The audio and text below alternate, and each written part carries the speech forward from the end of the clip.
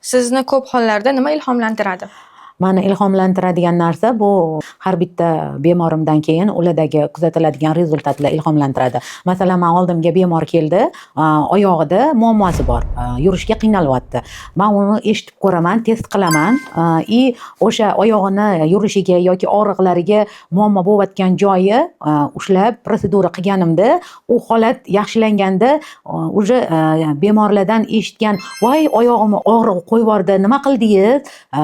qilsa bo'larkan-u, 5 minutlik, 10 minutlik ish ekan-u, men bo'lsam anchadan buyon ukol dorilar ichib yuribman, hech qanaqasiga tuzalmadi. Qanaqa qilib tuzatdingiz? Bu o'zi nima deb shunaqa ular emotsiya bilan gapirganda men yana ham ilhomlanib ketaman-da. Keyin Allohga hamd aytaman, Robbim, o'zingga shukr, shunaqa menga qobiliyat bergansan, ilm bergansan, shu bergan qobiliyating, ilmingdan odamlarga mana shunaqa shifoli amallar qilganim uchun hamd aytaman o'zingga deb ichimdan yana ham kasbimga keladigan kasallarni har bitta ularni umidiga ilhomlanaman.